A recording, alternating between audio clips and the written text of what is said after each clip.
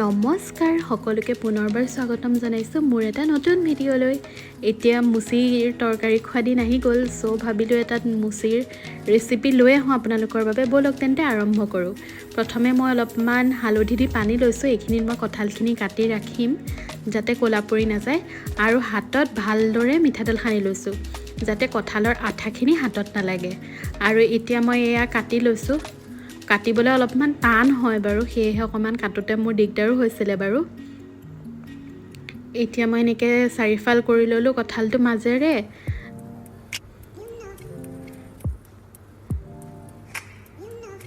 তাৰপিছত মাজৰ এই ডিলটো মই এনেদৰে কাটি দিছোঁ। তাৰপিছত এনেদৰে সৰু সৰু টুকুৰা কৰি মই বাকলিটো ডাঠ কৰি এৰুৱাই লৈছোঁ। তাৰপিছত মই এইখিনি গোটেইখিনি নিমখ আৰু হালধি পানীখিনিত ৰাখি থৈছোঁ। এইখিনি কাটি লোৱা হৈ গ'ল। এতিয়া প্ৰথমে মই এইখিনি ধুই লৈছোঁ আৰু গৰম পানীত মই অকণমান সময়ৰ কাৰণে বইল কৰি ল'ম। এতিয়া পানী আৰু জোখমতে দিলোঁ লগাৰ কাৰণে।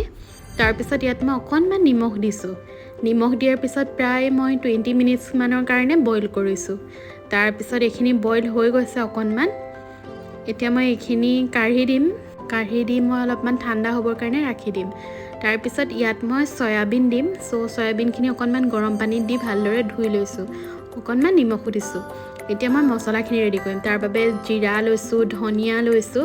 মই সৰু চামুচ এখনেৰে 3 চামুচকৈ জিৰা আৰু ধনিয়া দিছোঁ, আৰু 1.5 চামুচ জোখৰ মেথি দিছোঁ, আৰু বগা সৰিয়হ দিছোঁ 2 চামুচ, ক'লা সৰিয়হ দিছোঁ 2 চামুচ, আৰু অকণমান চফ দিছোঁ, প্ৰায় 2 চামুচ জোখেৰে চফ দিছোঁ। এইখিনি অকণমান পানীত দি ভিজাই ৰাখি দিম। তাৰপিছত ভালদৰে ধুই ইয়াত মই মিক্সিৰ জাৰত লৈ লৈছোঁ। তাৰপিছত অকণমান পানী দিছোঁ, আৰু পানী দিয়াৰ পিছত এইখিনি মই পেষ্ট কৰি লৈছোঁ। তাৰপিছত মই লৈছোঁ বগা তিলখিনিও মই অকণমান লৈছোঁ, দেখিছে আপোনালোকে। তাৰপিছত ইয়াত মই পানী অকণমান দি ভিজাই ৰাখি দিছোঁ প্ৰায় 10 মিনিটমান সময়ৰ কাৰণে। তাৰপিছত ভিজি থোৱাৰ পিছত মই ভালদৰে ধুই এটা মিক্সি জাৰত লৈছোঁ কাজু কেইটামান, আৰু ইয়াৰ ওপৰত অকণমান মই দৈ দি লৈছোঁ। এই গোটেইখিনি ভালদৰে মই এটা পেষ্ট বনাই লৈছোঁ। এতিয়া আমাৰ পেষ্টটো ৰেডি হৈ গ'ল। তাৰপিছত মই এতিয়া এখন কেৰাহী লৈছোঁ, তাত মই মিঠাতেল দিছোঁ জোখমতেৰে। এতিয়া মিঠাতেলখিনি গৰম হৈ গৈছে। তাৰ ওপৰত মই লং, ইলাচি, ডালচেনি দিছোঁ, আৰু তাৰপিছত গোটা জলকীয়া 3টা আৰু তেজপাত দিছোঁ। এতিয়া এইখিনি অকণমান গৰম হৈ যোৱাত ইয়াত মই মিহি মিহিকৈ কাটি ৰখা পিঁয়াজ দিছোঁ 2টা, আৰু এইখিনি অকণমান ৰঙচুৱা হৈ যোৱাৰ পিছত মই নহৰু, আদা আৰু জলকীয়া পিচি ৰখা দি দিছোঁ। আৰু এইখিনি অকণমান ফ্ৰাই হোৱাৰ পিছত ইয়াত মই চপ কৰি ৰখা বিলাহীখিনি দিছোঁ। এইখিনি ভাজি হৈ গৈছে, বিলাহীখিনিয়ে অইলখিনি এৰি দিছে। ইয়াত মই এতিয়া নিমখ দিছোঁ জোখমতেৰে, আৰু হালধি দিছোঁ। এইখিনি অকণমান ভাজি লৈছোঁ। অকণমান ভাজি লোৱাৰ পিছতহে মই বাকীখিনি দিম আচলতে।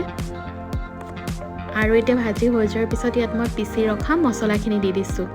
আৰু মছলাখিনিও অকণমান যেতিয়া ভাজিব আৰু মছলাখিনিয়ে তেলখিনি বিৰিঙি উঠিব, তাৰ ওপৰত মই অকণমান ৰঙা জলকীয়া গুড়ি দি দিছোঁ। এতিয়া এইখিনি হৈ যোৱাৰ পিছত মই কাজুৰ পেষ্টটো বনাই ৰাখিছিলোঁ যে, সেইখিনি দি দিছোঁ। আৰু সেইখিনি দিয়াৰ পিছত মই ভালদৰে ভাজিব লাগিব প্ৰায় 20 মিনিটমান সময়। যেতিয়া তেল এৰি দিব, তাৰপিছত আমি ইয়াত দিম বেলেগ বস্তুখিনি। এতিয়া অলম'ষ্ট তেলটো এৰি দিছে। তাৰ ওপৰত মই চয়াবিন দি দিছোঁ। এই চয়াবিনখিনিও মই অকণমান সময়ৰ কাৰণে ভাজিব লাগিব। তাৰপিছত মই বইল কৰি ৰখা কঁঠালখিনি দি দিছোঁ। এই কঁঠালখিনি মই ভাজিব লাগিব অলপমান সময়ৰ কাৰণে, যাতে ভালদৰে মছলাখিনিৰ লগত মিক্স হৈ যায়। তাৰ পিছতহে মই পানী ব্যৱহাৰ কৰিম। এতিয়া এইখিনিৰ পৰা পানী ওলাইছে লাহে লাহে কৰি, আৰু অকণমান লাগি ধৰা নিচিনা লাগিছে। এতিয়া মই ইয়াত গৰম পানী দিছোঁ। আপোনালোকেও বনাওঁতে ইয়াত গৰম পানীয়ে ব্যৱহাৰ কৰিব। গৰম পানী ব্যৱহাৰ কৰিলে টেষ্টটো বেছি ভাল হয়। আৰু নিজৰ জোখমতেৰে সিজিবৰ কাৰণে কিমানখিনি পানী লাগে চাই আপোনালোকে পানীখিনি দিব পাৰিব। এতিয়া পানীখিনি কমি গৈছে, অকণমান ভাজি গৈছে। তাৰপিছত মই এটা কুকাৰলৈ এইখিনি ট্ৰান্সফাৰ কৰি দিছোঁ, আৰু কুকাৰটো মই লগাই দিলোঁ। প্ৰায় এটা হুইচেল মৰাৰ পিছতে আমাৰ এই মুচিখিনি ৰেডি হৈ যাব খাবৰ বাবে। এয়া চাওকচোন, পানীখিনি কমি গৈছে আমাৰ। আৰু মই এতিয়া ভাঙি দেখুৱাম আপোনালোকক।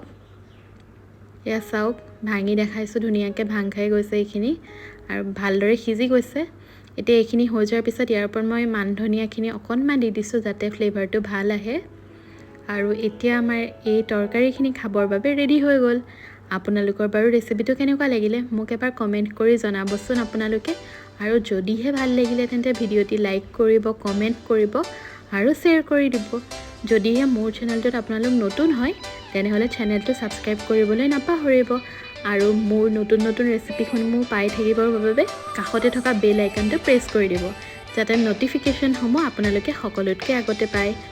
তেন্তে মোক জনাব আপোনালোকৰ কেনেকুৱা লাগিলে। আজিলৈ আহোঁ, পুনৰ লগ পাম এটা নতুন ভিডিঅ'ৰ সৈতে। Thank U.